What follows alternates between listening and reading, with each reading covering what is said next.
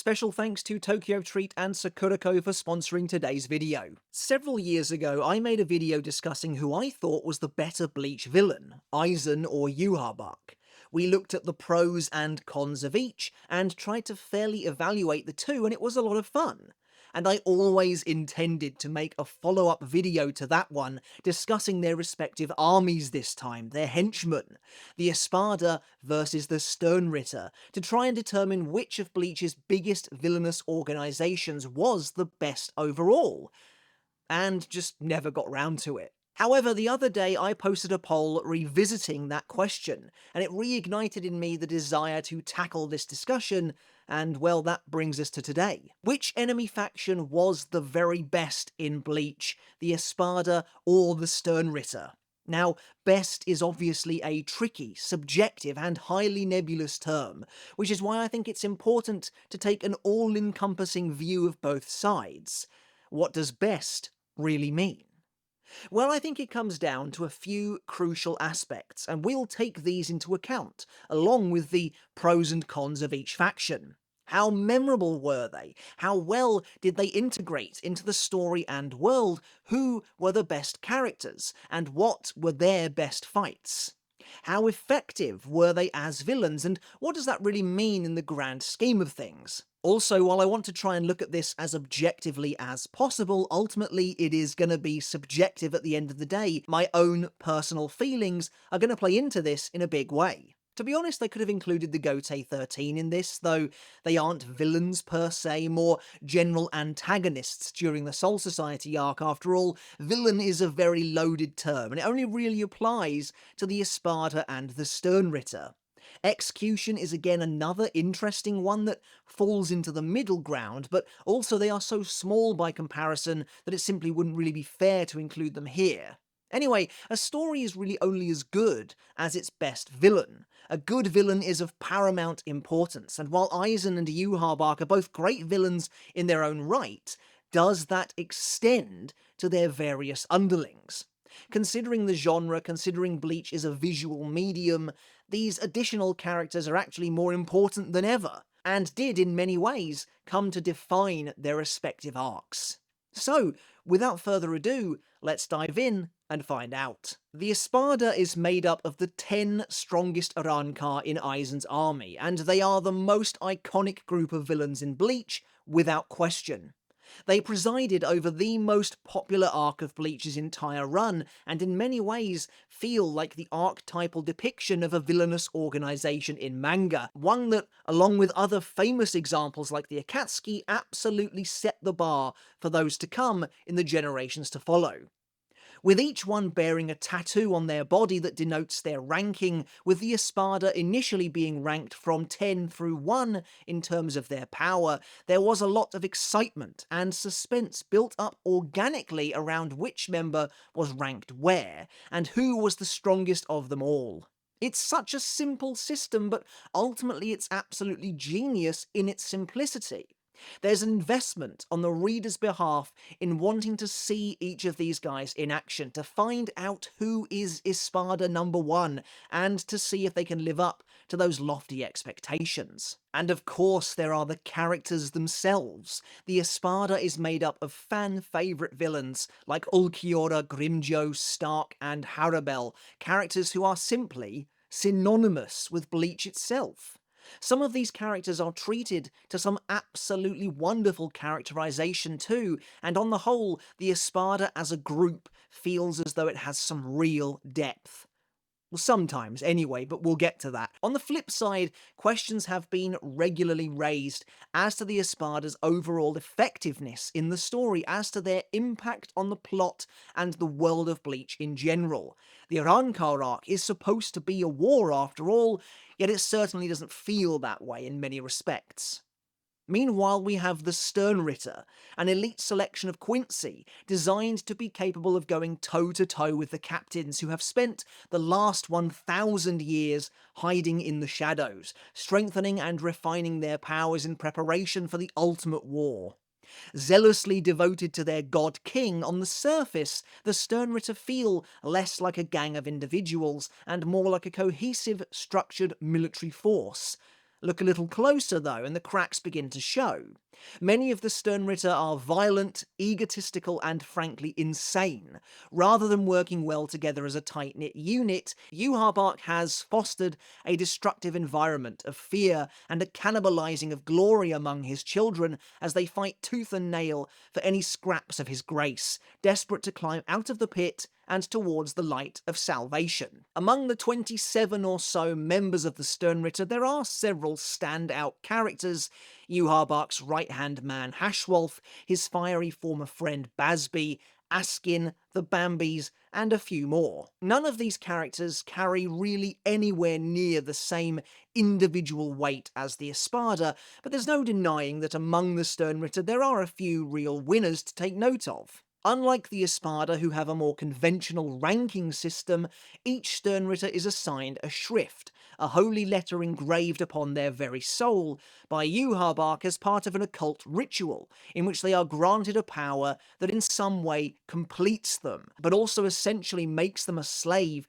to Yhwach's every whim. Despite the interesting premise, so very many of the Sternritter come away barely feeling like characters at all, and this is perhaps when the cast of Bleach is at its most bloated.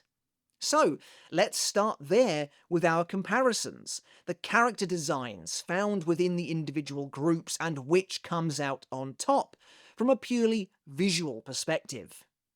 Before we do that, however, first a word from today's sponsor. Hello everyone, it's that time once again. This month partake in a lunar celebration as autumn rolls around and enjoy an authentic Tsukimi experience with Tokyo Treat and Sakuriko's latest snack subscription boxes. So let's take a look at what's in store. Tokyo Treat is an exclusive monthly snack box that delivers the latest treats from Japan straight to your door. This month's theme is Snacktastic Moonfest, and it's designed to help you celebrate the arrival of autumn with some limited edition lunar and rabbit themed snacks, such as Moontastic Pudding Mochi, Carrot Crunch Rice Puffs, and more. Plus, a popular seasonal flavour, chestnuts, can be found in this month's Mont Blanc Kit Kats. Okay, and up first are those aforementioned Kit Kats. Look at that, it even kind of resembles a mountain on the packaging. That is attention to detail. So there you go, white chocolate on the outside with a chestnut flavour filling. I'm amazed these haven't totally melted. They've held up surprisingly well, so let's dive in. I'm not usually a chestnut person, or even really a white chocolate person, but this is very nice. We've got the carrot rice puffs, and I have to say I do love the packaging with that one. But I'm going to try one of the ones I mentioned at the start of this video, the Moontastic Pudding Mochi. Let's crack it open and have a look. I probably should save one of these for Jade, since she's obviously not here today. But let's dive in and see what this is all about. I mean, this is really good stuff. It is very sweet. I think it's supposed to be the moon. It kind of looks a bit more like an egg to me. But I mean, it's really good either way, and it tastes really nice. Meanwhile, Sakuriko's theme this month is Autumn Moon Festival, and this month's box is designed to help you authentically experience Japan's Tsukimi tradition, welcoming the autumn season with snacks specifically chosen to help bring Tsukimi to your home, including Tsukimi Mikan Cream Cookie, Rabbit Soft Chews and Manju, and more, all of which can be paired with the included Tsukimi Goku Kucha tea. Plus, this month's tableware item is this Tsukimi Yunomi. That's a lot of Tsukimi. So of the many themes that Tokyo Treat and Sakuriko do, the Tsukimi stuff is often some of my absolute favourites when it comes to the tableware, when it comes to the designs, and I mean the same is absolutely true here with this Tsukimi Yunomi. It is very nice, really cool, and it feels very premium as well. Of the rabbit chews, I think Jade would probably prefer the pink one, so we'll dive into this white one here. It's very sweet, and again, the booklet notes that it is designed to capture the sweetness of the season, so I'd say they've succeeded. This is really cute. Look at the shape of that rabbit manju. It's even got a little tail and everything. Kind of feels bad to eat it, but again, not that bad, so here we go. Look, there's a spiral underneath. If you're a fan of Junji Ito at all, maybe you're starting to see things. Anyway, here we go. Yep, so there's the white bean paste filling. Again, as noted in the booklet. Yeah, it's really nice. I really like the outer layer in particular. does look so good. But yeah, as we said, each box also comes with a cultural booklet that features snack descriptions, allergen information, and of course, some insights into the cultural theming of the month's boxes. For example, Moonlit Tales of Tsukimi, accompanied by some very nice traditional artwork. But that's it for September's boxes. As always, I want to say a big thank you to Tokyo Treat and Sakurako for continuing to support the channel each month. It really does mean a lot. Experience Japan's iconic Moon Viewing Festival to help ring in the autumn months by following the link in the description or the pinned comment down below for an exclusive offer of $5 off of your first order. Alright, thanks everyone, and enjoy. Now, as a visual medium, it makes sense to start here. Although potentially superficial when taken on its own, comparing and contrasting the visual design work of these two factions is going to lay a crucial foundation for the rest of the video to come.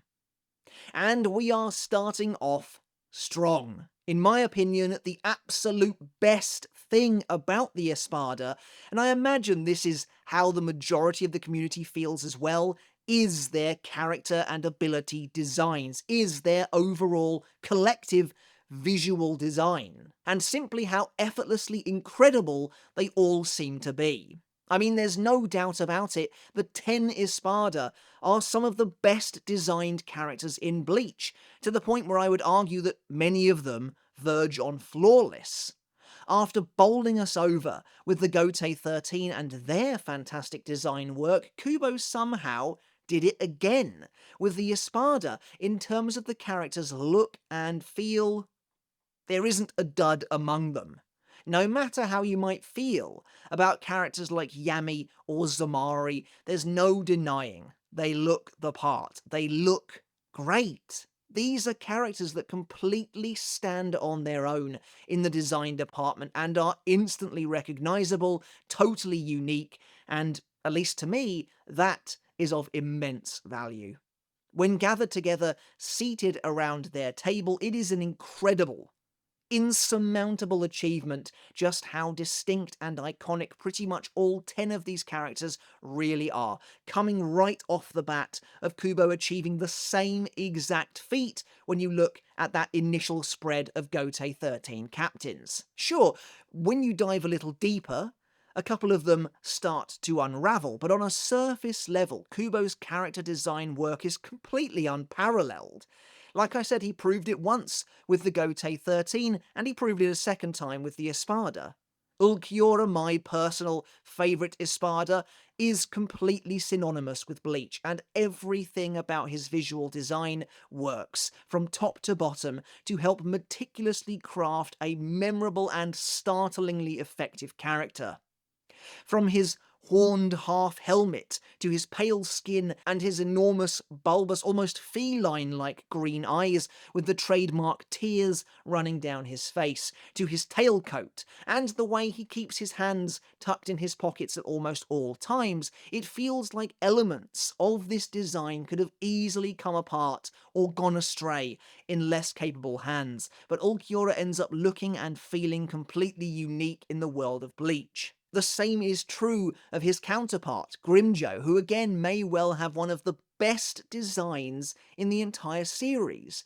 Tough, rugged, and animalistic, yet contrasted with a shock of electric blue hair to give him an incredible style on the page, but also to take away some of that seriousness from the offset. This character is not as dour as Ulquiorra. He is in fact very different, startlingly so. In general as well, the hollow mask fragments are such a clever design motif, and it works wonders here. Grimjo's fanged jawbone looks amazing, and delicately adds another layer to the design. In fact, that is the case with all of the mask fragments. I feel they never overstep their bounds and fall into over-designed territory somehow. They all just work beautifully. From Barragan's crown to Xyloporo's glasses to Yami's enormous jaw, all of them accentuate already brilliant designs. When you take a step back and soak in the Espada, it really feels like Kubo took all 10 of them and made sure each and every single one hit in a way that feels meaningful and impactful. And the same is absolutely true as well of their abilities. I've praised the handling of Resurrection before, but it is a fact that every single one, without fail, feels like an event. Again, even characters like Aranero or Zamari, whose Resurrection is a bit disappointing in the bigger picture, they still have a fully fleshed out transformation whose appearance is a big deal and is totally unique to them. When it comes to their individual abilities and powers as well, honestly, there is just no comparison to be had here. I know we haven't even started talking about the Sternritter yet, but to be honest, while I like several of the Shrift, and it feels like some of them do begin to encroach upon the Espada's territory, they simply do not live up to the incredible design work behind every Espada, and frankly every single one of their abilities. From Stark's effortlessly cool Los Lobos, which pairs amazingly with his pack of wolf warheads, to Barragan's transformation into an opulent skeleton king, and his accompanying ability of Respirar, a miasma of death that rots everything it touches. I mean, these are villain designs on a totally different level. Kubo is firing on all cylinders every single time. Do they all hit the same? To be fair, not quite. Yami's Resurrection era is fairly disappointing and underutilized, I would say, and simply doesn't feel as though it had the same level of care and thought put into it as some of the others, while Zamari's aforementioned transformation Brujeria feels like a rejection of everything that the character had been up until that point, which is weird. But on the whole, the Espada's core visual work, the very work that brings them to life and then accompanies them into battle, is essentially top tier stuff. Some of the very best in Bleach, right across the board. Each Espada, right down to their Resurrection, their abilities and more, is totally distinct, and as a result, every encounter feels new, fresh, and interesting, regardless of the outcome. So that's a pretty strong start. And how do the Sternritter fare by comparison? Well, look, when it comes to the visual design of the Sternritter, it's much more of a mixed bag. There are absolutely some characters in here that I think, on the surface, have character designs, motifs, and themes that can compete with even those of the Espada. Hashwolf, Asnod, Kangdu, Kirge, Pepe, Giselle, these are characters who look totally visually distinct and feel like complete standouts in a good way. And bear in mind, this is just their most superficial visual design. I also think the Sternritter harbour a couple of visually distinct designs that don't really work, at least not for me personally, that trend in the opposite direction, such as Gerard's base design and the likes of Masked Emasculine. Really, due to there being so many Sternritters, so many characters all vying for the same rank, the baseline quality was just never going to be the same. In fact, it does almost feel like you can separate out many of the Sternritter character designs into varying tiers, because in reality it's all over the place. There are characters like Basby, for instance, who I think has a great, if fairly safe design. There's nothing really about him that forces itself to the forefront, that commands your attention. There are characters like Pepe, who again I think has a great design, particularly in his base form, but even his Volstendish is meant to elicit a response from the audience, and I think it absolutely achieves that. It has a solid theme, and it runs with it. But then on the flip side, there are many characters within the Sternritter who just feel derivative, from a visual perspective. Meninas, Candice, Driscoll, Nanana, who really bring nothing to the table. But don't get me wrong though, even some of the weaker Sternritter designs aren't bad per se. Nyanzol Wyzol incorporates some cool, small details into his design that kind of complete the picture.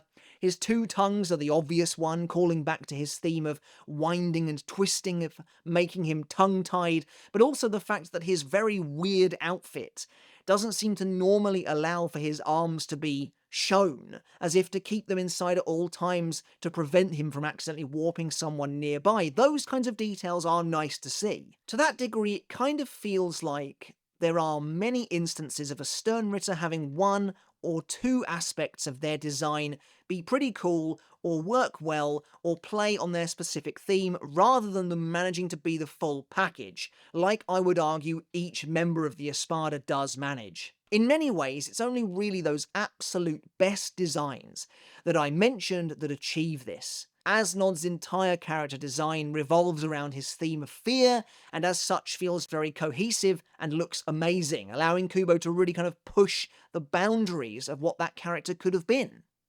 While Kirige's completely unique look makes obvious parallels to his domineering and vile nature, and again greatly succeeds. I think Lil Barrow has a very strong design across the board, even if the disparate parts don't seem to make a coherent whole at the end of the day. And when it comes to their ability designs, we again find ourselves in a totally different ballpark. Again, it's a very mixed bag. The Quincy Volston dish is simply not treated with the same level of prominence as the Resurrection, leaving it to feel very inconsistent in its portrayal. Some, again, harking back to a few of those very best designs, like Kirige, Asnod or Leal, do feel fittingly epic, holy and terrifying, the sight of an angelic being that has come to purge the Shinigami descending upon the battlefield. But more often than not, Volston Dish is treated as an afterthought, and many of them simply don't have that same level of Kubo polish as many of the designs that came before from arcs prior. Again, this is very likely a symptom of just how many members of the Sternritter there actually were. It just wasn't possible to dedicate the requisite time and effort to each of them. And then, while the Shrift are cool as a concept, it doesn't really feel like what people wanted out of the Sternritter, out of the Quincy. That's not to say, again, some of these powers didn't look and feel amazing to read and watch, however. Asnod's The Fear is a visual feast, and one of the few Shrift to feel cohesive enough in its presentation to potentially get near the level of the Espada's own powers when it comes to their visual design. The same is true of the Love, even if Pepe's entire character does feel a bit like a Zamari ripoff, and the likes of the Thunderbolt. Some Shrift, like Askian's The Death Dealing, while cool, only really come alive visually on the page once he has released his Volston dish, and the overt theme becomes much more apparent. The X-axis is another one that, again, I really like, and I think it comes together as a cohesive whole. But meanwhile, a large number of the Shrift feel abstract, ephemeral, and frankly just not a good fit for a visual medium. The likes of the Antithesis, the Balance, and so on. Ironically, I think a lot of the Shrift would actually work much better in a descriptive prose than in a manga. Again, the Shrift are cool in concept, but simply don't have any way of matching the powers of the Espada. Perhaps the Shrift to come the closest in visual design is the Heat, which has a detailed and intricate visual makeup, a unique and interesting appearance on the page. Basby using his various fingers, burner finger 1, 2, and so on, to conjure and manifest different versions of flames, feels like the power that's absolutely the closest to the quality and cohesion we see from the Espada in the manga, and as a result, is certainly one of the more memorable. One area in which the Sternritter excel, however, is in their collective visual design. The choice to give them all unifying white hooded cloaks emblazoned with the Vandenreich insignia on the back was an excellent one. And really, I have to commend Kubo for his ability to take a base uniform and modify it in so many believable and interesting ways. And the same goes for the Espada too in that regard. So look, the truth is I could spend all day talking about character design, ability design, these two factions' visual frameworks, but ultimately we do have other points to discuss. I think it's fairly obvious, though, that the point has to go to the Espada here. They are simply more memorable, more iconic, and more interesting from a purely visual perspective, with all 10 of them excelling in their own right. Meanwhile, the Sternritter do a decent job, but it's very inconsistent. A few of them are really Espada level, but most of them aren't, and their power design and makeup feel too abstract and again inconsistent to really stand a chance against, again, some of the series' very best transformations and abilities, each of which are so tight, so cohesive, and ultimately so memorable. Moving on to the next comparison point, and this one feels like a natural extension of the first, and that's characterization and depth. And to be honest, right here at the start, much of what was said during the character design and visuals portion of the video can be applied here too. On the whole, I would argue the Espada as a group has better characterization overall than the Sternritter, and again a big part of that comes down to the laser focus that Kubo was able to apply across just the 10 of them, as opposed to a massive 27 or so characters, many of whom barely got 3 chapters worth of meaningful screen time each. But of course, we'll dive a little deeper to see if there's more to this story than meets the eye, because I actually think there is. And actually, if we take a step back and look at each group holistically, then I think they both succeed here, to be honest. The Espada is a gang of powerful misfits, each one reined in and brought together under Aizen's banner simply due to his immense strength. That was all that was capable of holding this otherwise animalistic, rampaging, motley crew of rogues in one place. Meanwhile, the Sternritter are, on the surface, supposed to present a picture of a more unified force. They're a military unit, all of whom seemingly worship their all-father Yuhabak as a literal god, and are zealously devoted to him and the cause for which he fights, to the point where many of them consider him their salvation and will happily die for him on the battlefield. Honestly, it's an intriguing and distinct contrast, and really this will come down to which one you subjectively prefer. And actually, I think the Sternritter are probably coming from a more interesting place overall here. The Espada, as a group, feel directionless, and that is likely by design, as some of them just don't respect or even like Aizen, but have no choice but to serve him, which does make for some interesting dynamics, and while this creates a few core, burgeoning dynamics, none of them ever feel too fleshed out, save perhaps for Barrigan's hatred of Aizen after the Shinigami usurped the throne of Waco Mundo. Ulquiorra and Grimjo's rivalry isn't anything new, but it's a cool way to highlight two sides of the same coin. Ulquiorra is fiercely loyal to Aizen, while Grimjo is really only there because he has to be. But ultimately their relationship is never explored any further than that. They come to blows, which was inevitable, but nothing's really made of it. Neliel and Neutra's relationship is fraught with complicated emotional issues, and while Nell isn't technically a part of the villainous Espada faction that we are analysing today, it is still one of the most compelling dynamics of said faction. But again, in many ways, I actually find the dynamics of the Sternritter to be a little more robust, to be a little better, a little more engaging. I think there's simply more going on, and anyone who thinks there isn't hasn't really been paying attention. This is one area where the Sternritter's overstuffed roster actually kind of works in its favour. There are numerous splinter factions even within the Sternritter themselves, such as the Schutzstoffel and the Bambis, and each has their own dynamic. The Schutzstoffel, despite being the ultimate big bads of the arc, nicely subverted our expectations by sharing a strange, unexpected sense of camaraderie between one another. Meanwhile, the Bambis also seem to genuinely be friends too, even if they are spiteful, wicked, and downright sadistic. Hashwolf's relationship with Basby, while operating on the surface similarly to the aforementioned Ulquiorra and Grimjo dynamic, couldn't really be more difficult, and frankly, deeper. And their shared history, their shared story, is perhaps the best of any villain in Bleach. And certain characters do feel as though they cross the divide somewhat, where a popular character has an equally successful variation on the other side. Perhaps the best example I can think of is Stark and Askin. Now, while they aren't the same by any means, they do occupy very similar roles within their respective factions. Stark downplays his own strength and abilities all the time, doesn't really want to fight, and yet is in actuality perhaps the strongest of them all. While their situations aren't identical, their characterization is surprisingly similar.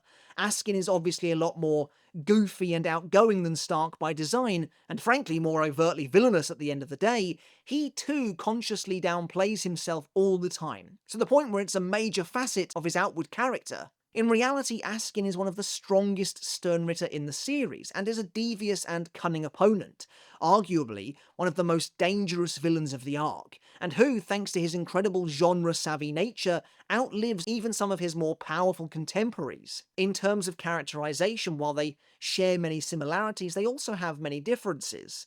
Askin is often played up for comedy, and contrasts that with a much darker nature, more akin to, unsurprisingly, Kisuke than really anyone else, while Stark is often played much straighter, at least initially, but both are very popular and well regarded among the fanbase as two of the best characters from their respective factions. In regards to individual character depth, it's again true that the Sternritter suffer here due to their huge number, but the story I don't think is as clear-cut as it might seem. I think people tend to look at the Espada with some rose-tinted glasses in regards to this element in particular, when in reality the two factions are much more similar than they may first appear. When I said earlier that the Espada feel directionless, well, that in many ways extends to the characters themselves. A lot of them don't have or give any explicit motivation for following Aizen beyond the most surface level direction, that Aizen is really powerful. And then beyond that, for Stark, Aizen promised him allies. For Grimjo, he wants to become the king and eat those who look down at him. For Aranero, Aizen promised to make the pain stop. But a lot of these characters have really very little going on beneath the surface.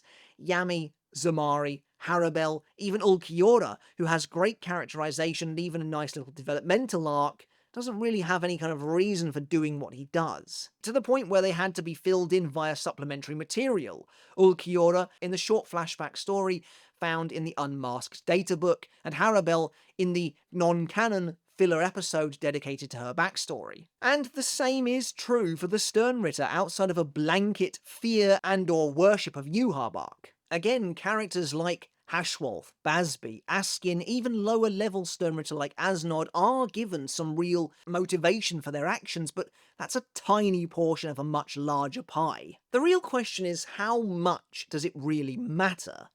And then, let's look at another sticking point, a point of contention that many people have had, myself included, for some time now: character backstories, or a lack thereof. The Sternritter were famously put on blast for having virtually zero backstory among them. Out of a group of 27 or so characters, only 5 Sternritter had any actual dedicated flashbacks in the manga. Hashwolf and Basby, who shared the Friend Saga, Asnod, and then Lloyd and Royd, whose backstory was actually removed from the anime. Now, Kubo has gone on record before, stating that he doesn't want to give backstories to characters who should be seen as unsympathetic, and I completely get that. And let's face it, who is less deserving of sympathy in Bleach than the group of Nazi exorcists? But I also don't buy that it's as simple as that. A backstory isn't a catch-all brush that immediately changes the perception of a character. In many ways, it just adds to it. Case in point, 3 of the backstories that we do actually get. Barragan is given a backstory that does, in some ways, make him a more sympathetic figure. But ultimately, Barragan remains a horrible, tyrannical monster, and I still see him that way, just with an added layer to help round him out and make him more three-dimensional, more complex. Even with the flashback, he's arguably still one of the more straightforward members of the Espada. On the opposite end of the spectrum, we have Neutra, a character who is consistently depicted as being reprehensible and vile. Yet his flashback, which is one of the best of the series, tells a slightly different tale. A tale of despair and all-consuming insecurity. An insecurity that literally leads him down a path of wanting to die. In my eyes, Neutra is still a monster, but the flashback helps to lend some context to his actions. In regards to the Sternritter, Asnod is another, who through his visual design, his power and his actions is again depicted as being wholly evil and malicious, gleefully joking about the damage he did to Byakuya. But his flashback, depicting him as a religious man on his deathbed, terrified of going to hell, not only adds another layer to him as a person, but also to his power as well. I totally understand Kubo's logic. It's why I think it is smart to not give Aizen a backstory, or even better and more fittingly, Tsukishima. Tsukishima in particular is supposed to be a blank slate. It's quite literally baked into his character and into his powers. It's all the more effective that he's able to insert himself into anyone's past when we don't know anything about who he really is. Now, don't get me wrong, I would have still loved a backstory, but that one shot of him as a trembling child is already enough to start building a budding sympathy for the character, and ultimately I'm not sure that I want that for him. I like him being an unsympathetic monster, one who really can strike at the heart of Ichigo's biggest weaknesses, his family and friends, because Tsukishima doesn't have any of that. That's what makes him scary, and I think showing his horrible childhood, showing why he was crying, why Ginjo had to make him feel better, would maybe take away from that a bit, while also, I guess, adding in other ways. However, regarding the Espada backstories, again, I think people tend to forget how few we actually got. And when you consider how many Espada there are, or should I say how few, I feel the problem is actually exacerbated. Of the 10 Espada, only Stark, Barragan, Neutra, and Grimjo received any semblance of a significant backstory, while Xyloporo appears very briefly in Neutra's own. Even a character like Ulquiorra, who seems to me to be designed to be ultimately sympathetic, received absolutely nothing whatsoever in the manga. Now, if that had been a Sternritter, someone of Hashwalth or Basby's level, someone of that prominence, you would have never heard the end of it back in the day. And I think there's an interesting comparison to be made here as well. Both the Espada and the Sternritter have a token weird character among them. In the Espada, it's Arandiero. In the Sternritter, it is BG9. I guess Pernida as well, but really for this comparison, BG9 is more fitting. Both of these characters exist in such a way that you take one look at them, and they obviously don't fit in with the established looks and trends that the rest of their faction make up. So you immediately think as a reader, wow, I'd love to know more about these guys. Why is BG9 a robot? How does that even make sense among the Quincy? Why is Aranero a pair of heads in a jar filled with liquid? Why is he in constant pain when not in the jar full of liquid? Now BG9, we got no explanation whatsoever as to why he's a robot, how he's a robot, how he came to be, how he has a shrift, any of that. But equally, we got no explanation about Aranero either. We have no idea why he looks the way he does, why he is the way he is. He talks about people making fun of his faces in the past. We have no idea what that means, where that comes from, why again he looks the way he does, how he ended up in that situation. So basically what I'm getting at is these problems are not exclusive to the Sternritter. They existed long before as well. So look, after such a discussion, this is definitely a tougher sell for me than the design and visual portions in the end. Now, while I think both the Espada and the Sternritter are actually somewhat similar in terms of their depth as a group and as individuals, I think the characterization of the Espada is again better on the whole. Again, their personalities are instantly recognizable and well defined. They are distinct and they are compelling. The Sternritter definitely have their fair share of interesting personalities too, but I also can't really abide the sheer number of Sternritter who exist to be completely and utterly defined by their shrift alone, to the point where it's all they talk about. Don't get it wrong, there are a couple of Espada a little like this too. Again, Barragan almost exclusively talks about aging, Yami is almost constantly raging, and Zamari basically only monologues about control. But it's also just not at the same level. Even if these characters are, in a way, defined by this, there are additional elements to them as well. Even if the character is somewhat dominated by one particular theme, at least with the Espada there is generally speaking more to them as characters as well, individually. Moving on, when it comes to villains, of course conflict is key. They are, after all, the drivers of conflict in the narrative. Sure, Aizen and Yuha are the real movers, but their reach and influence are felt through the impact and effectiveness of their underlings. To be honest, I don't think we need to spend too much time on this point, as I've kind of discussed it to death, but when it comes to our next comparison point, fights and impact, well, I think the Sternritter take this one pretty handily. In regards to their impact on the story and world of Bleach, and their ability to challenge the heroes, the Sternritter were everything that Bleach needed at that one point in time. While their methods and their overall power level may be somewhat dubious, and perhaps even feel unearned, the truth is that the Gotei 13 needed to be smacked around. Having essentially just dog-walked over the Espada and the Urankar army as a whole, the Gotei 13 felt almost totally unstoppable until the Sternritter showed up. The first Quincy invasion is my favourite portion of the Bleach story, and really it's because it encompasses the change that I so wanted to see, that shift in the power balance of the narrative and of the world around them. Although the pendulum duly swings both ways in this fight, there's no doubt the captains are completely on the back foot for pretty much the first time ever. Byakuya is almost killed by Asnod in a ruthless mauling by his own bankai, Kenpachi is beaten into a coma by Roid Lloyd, and of course many of the captains have their bankai stolen from them in a moment of weakness. Kyurge Opi battling Ichigo and Waco Mundo proves to be one of the single most effective villains the series has ever seen, not only defeating the entire Urankar front line, but actually achieving his goal in stopping Ichigo from making it to the Serete in time, almost giving his life to do so. This was a totally new level of villain efficiency, the likes of which Bleach had never known. And sure, while the Gotei 13 put up more of a fight in the second invasion, things never truly go their way. Basby demolishes Hitsugaya, BG9 takes Soifon down in record time, Bambietta instantly wipes out Shinji. This is a totally different ballgame to the Urankar arc. And again, I don't want to belabor the point, but the Espada and really the Urankar as a whole are simply embarrassingly ineffective.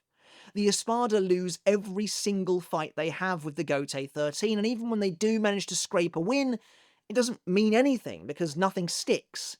Baragon, arguably the most terrifying Urankar of the series, only manages to take Soifon and Hachi's arms.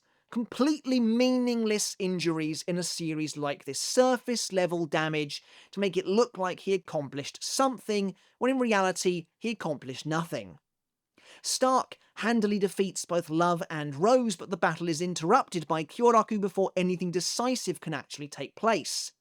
Neutra is ultimately destroyed by Kenpachi, despite seemingly dealing unfathomable amounts of damage to the captain. It's impossible for the Espada to win. That is the sense you get when you read through this fight, that no matter what Neutra did, there was no way he was ever in contention to win.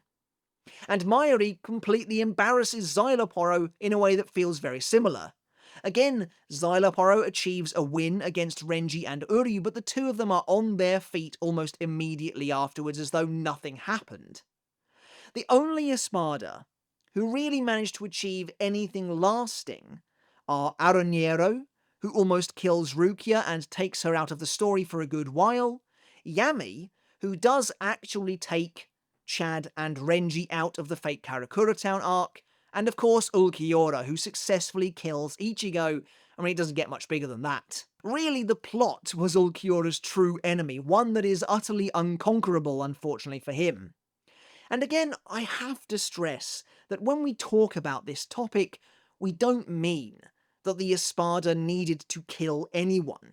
Sure, killing the odd hero does help to raise the stakes. When Sasakibe was impaled by Driscoll, my immediate reaction back in 2012 was, wow, that actually looks really bad, but I'm sure he'll be fine. And again, that was only exacerbated when he started talking to Yamamoto afterwards.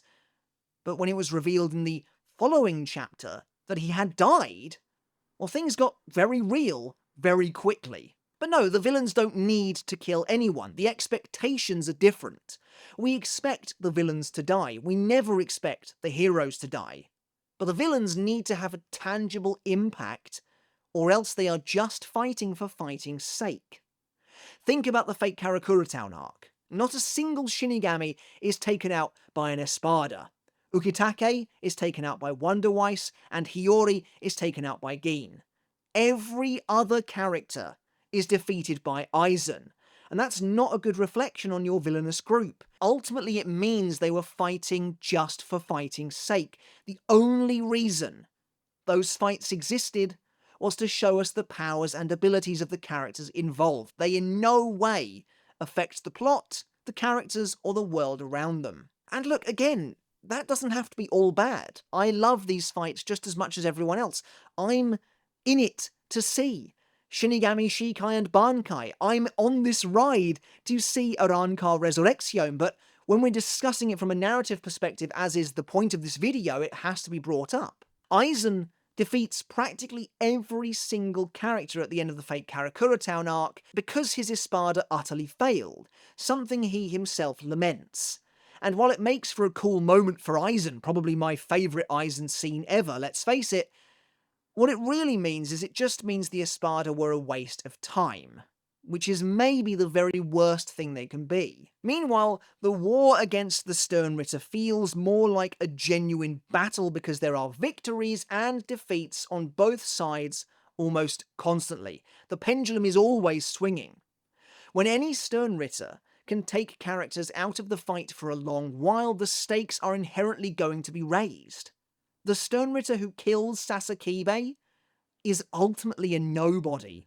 Driscoll is wiped out pretty much immediately in the first invasion. Masked Masculine takes out both Rose and Kensei, who don't return. Well, they go through hell and back as zombies and have only just come back to their normal selves now in brand new anime scenes. When it comes to Varvelt, which is essentially the arc's Fate Karakura Town equivalent, the difference couldn't be starker. The battles with the Schutzstaffel don't just feel like fighting for fighting's sake, because the good guys also suffer, they also put everything on the line, and are also taken out of the battle. Each Schutzstaffel manages to achieve at least something. Pernida kills Nemu, takes out Mayuri for the rest of the fight, and yes, briefly takes out Kenpachi. Leal manages to bring Kyoraku down, again taking him out of the fighting, while Askin leaves behind a literal trail of defeated enemies by the end, and so on and so forth, you get the idea. Now when it comes to the actual fights themselves, I think it's actually more of an even split here. The battles with the Espada, regardless of the outcome, are very iconic. Even excluding for a moment Ichigo's duels with Ulquiorra and Grimjo, those that were built off the back with his relationship with them, a relationship with the enemy faction that again simply doesn't exist with the Sternritter, battles like Kenpachi vs Neutra, Rukia vs Aranero, and Kyoraku vs Stark are all extremely memorable, and for the most part very well executed. Again, despite the outcomes, there's no denying that thanks to their designs, their visuals, their abilities, the battles with the Espada are perhaps the very best parts of the Arrancar arc. The same is true for the Sternritter too, there's just a lot more of them. That it can feel like the overall baseline quality is watered down. But there are plenty of excellent memorable battles here too. Ichigo vs Kirige, Byakuya, and then later Rukia vs Asnod, Kenpachi vs Gremi, Komamura vs Bambietta, Mayuri vs Pernida, Kyoraku vs Leal, and so on. There are plenty of great battles taking place on either side, but when you look at the impact of them overall, there's no world in which the Espada can realistically win this one. And finally, there is one more area of comparison that I want to discuss. The two groups' systems and lore. Which group fit better into the story overall, and which group has the better, more coherent narrative systems that define them? In many ways, this is maybe the most complex area of discussion to be had. Their position in the narrative should be a given, but ultimately it's not that simple. Let's look at the Espada first and foremost. They are effectively baked into the arc's lore, and even from before that. And a lot of that has to do with the writing of the Soul Society arc, and specifically its ending, which teases a lot of these concepts nice and early. The concept of holification is introduced throughout the Soul Society arc, and the idea of hybridization is briefly teased as well, before being introduced in a big way with the arrival of both the Urankar and the Vizards at the start of the Urankar arc. And the Espada themselves, as the pinnacle of this hybrid nature on the enemy's side, are given an excellent build-up. Ulquiorra and Yami arrive in Karakura town and immediately make their strength known. This is then followed by Grimjo and his crew, and then later a more straightforward assault involving numerous Espada-level enemies, slowly, gradually, but sufficiently ramping up the danger meter. The fact is, the Urankar arc is going for almost an entire third before the Espada in full are revealed. Sure, several members are seen sporadically, like Harabel, Stark, and Neutra, and their existence is teased, as is the ranking system that gives them their hierarchy, but as an actual group of chapters they are hidden from view for something like 70-odd chapters, which shows a remarkable level of restraint in my opinion. Meanwhile, the Sternritter are introduced in a completely different way, albeit one that makes sense for the arc itself. Unlike the Espada, whose existence is drip-fed throughout that first third, the Sternritter are introduced almost in full, immediately exploding onto the scene in a huge way to do battle with the Gotei 13. And again, this makes sense. It's Bleach's war arc, and the fighting is heated from the very start. There are no small skirmishes, no small incursions. This is an all-out battle from day one, essentially, so we're introduced to many members of the Sternritter from the get-go. But it's very much a surface-level introduction for the most part. Right now, aside from a few key members, they are very much this sinister, faceless, and otherwise unknown force that has come to devastate the Serete. I'll be honest, I think both introductions work well. The Sternritter introduction is more immediately exciting, and certainly as a weekly reader it was very cool and very engaging to see new characters popping up practically every single week. However, the immediate off-screen deaths of a number of Sternritter changed the game somewhat, quickly teaching us that we shouldn't devote as much care or attention to the lives of these individual enemies as we did the Espada. They simply don't mean as much, and a precedent was set very quickly that, yeah, they may just be kind of killed off like that, which both works and it doesn't. In regards to the lore, well again, the Espada themselves as an individual group don't have all that much going for them. They are mostly just a disparate group of very powerful Urankar who Aizen managed to bring together under one banner. But the wider lore of the Urankar and of the Hogyoku and the holification process behind them is of course extremely well documented, beginning back in the Soul Society arc and running right the way through, crescendoing in the Turn Back the Pendulum arc to great effect. So we know and understand where the Espada come from. In many ways, they are the apex of what Aizen was trying to achieve with his army. Meanwhile, the Sternritter and the Vandenreich as a whole quite literally come out of nowhere. Despite Uryu's role as a major character in the series, there's really zero connection made to the Vandenreich whatsoever. Everything that has tied them to the lore has done so retroactively. And to be fair, I think it's actually done pretty well. I find their history to be fascinating, to be honest, way more so than anything involving the Espada. There's a lot of big picture stuff going on with the history of the Vandenreich, and of course the Sternritter were born out of Yuha-Bark's desire to bring down the Soul Society 1000 years ago. I just wish we actually got to see that early version of the Sternritter, but hey, the timeline for the Espada is equally muddy too. Maybe even more so. And so I find myself in a bit of a bind here.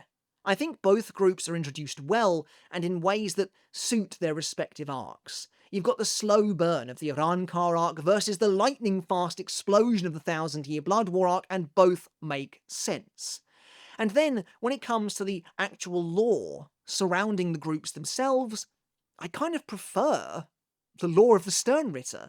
Ultimately, as expressed earlier, it's more the wider lore of Aizen and the holification versus the wider lore of the Vandenreich and Yuha-Bark, and while I love both, I find myself leaning more towards the big picture stuff, with the Quincy and the Soul King and all of that. Which leaves one more area to discuss before we finally wrap things up: the systems. And we've talked about this a bit already in the character and ability design area of the video, but I think here Well, the winner has to be the Espada, albeit with some faults. Now, I don't mind the idea of shrift, and again it was fun to speculate on who had which letter and what their respective power would be, but many of them are just way too abstract and obtuse for a manga, for a visual medium at least in my opinion. They also just simply don't feel like Quincy abilities, at least not in the traditional sense, which again I guess is the point, but then frankly, maybe I just prefer the more traditional Quincy powers, I suppose. Speaking of which, I do really like Quincy Volstendish, but again, the manga is very inconsistent with its portrayal and importance. Some of them are truly great, many of them are very lackluster. And there's nothing quite like the Espada's Resurrection, all of which are designed to make a statement every time without fail. The very idea of an Arankar is immediately obvious and clear, introduced as a foil to both the Shinigami and more overtly the Vizard, but giving them Zanpakuto, even if they don't work in exactly the same way, was a stroke of genius. For the reader, and again for a visual medium, it's immediately obvious how their power works, and yet Kubo differentiated it in such a way as to make it change the physicality of their bodies, as it's their own true hollow power that's been sealed away, finally resurfacing. It's very clever, and it separates them from the Shinigami in a way that's truly meaningful. That being said, not all of the systems surrounding the Espada have come out unscathed.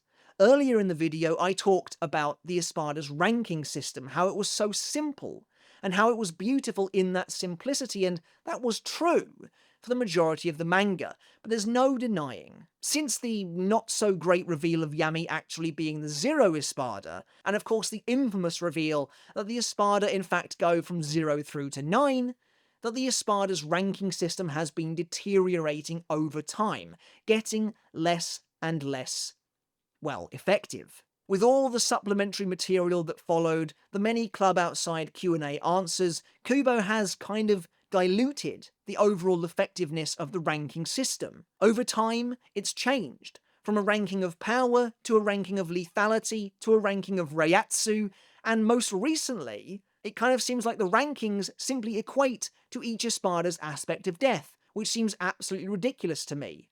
And there's no denying that all of this has made what was once such an elegant and simple system way more convoluted and frankly less effective over time. But still, the core conceit of ranking these 10 Espada exists and is very effective, and was very effective when reading the manga. Ultimately, it is more effective, I think, than simply giving each Sternritter a different letter that in no way ranks them whatsoever. I like, of course, that Kubo tried to do something different, but ultimately I do think that system, the Espada's system, works better narratively, even if it has, like I said, lost most of its effectiveness over the years that followed. And when it comes to both sides' more basic universal abilities, well again, there's very little consistency within the Sternritter. Innate Quincy powers like Ranso Tengai and Sclavarai should have been used more often throughout, akin to how many of the Espada use Sero or even something like Hiero. Now, the anime has gone some way to fixing the usage of Sclavarai at least, which is great to see, but it's still so weird to me that Kyurge is the only Sternritter to ever use Ranso Tengai. So, when it comes to their various systems, the Espada are handled better in my eyes, but this final section is systems and lore overall, and I think I may have encountered a stalemate here. I think the Espada's narrative systems are simply better, from their ranking, their hierarchy, to their resurrection, but I really do love the wider lore surrounding the Sternritter and the Vandenreich, when we start to look at the big picture, the Soul King, and all of that. And so, to be honest, I kind of want to give a point to both sides. I think they both deserve it, and I kind of like them both equally. They both fulfill one half of this particular criteria. And yes, so after 4 categories, the Espada have won with 3 points to 2, almost an hour later. It was a pretty close race in the end. And so at the end of the day, I think the Espada are ultimately the best villains of Bleach, likely to very little surprise. I think they have significantly stronger character, ability, and visual design when compared with their Quincy counterparts, as well as simply better characterization and depth too.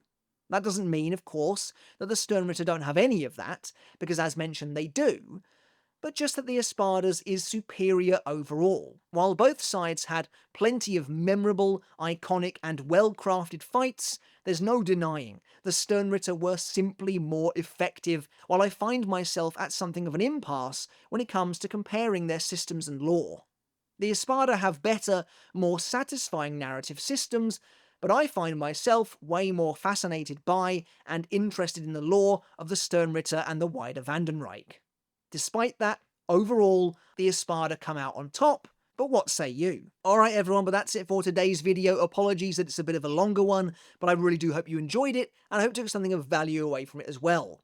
Let me know down in the comments, which villainous faction of Bleach do you think was better and why? How do you feel about my varying categories and where I distributed points among both the Espada and the Sternritter? I would love to hear all of your thoughts down in the comments below. Am I off base here, or do you agree with my opinion? Do please let me know. Alright everyone, but if you enjoyed today's video, remember to hit that subscribe button down below. It does make a massive difference. Check out my other channel, Mr. Tomo Talks Games, and maybe give us a subscribe over there as well.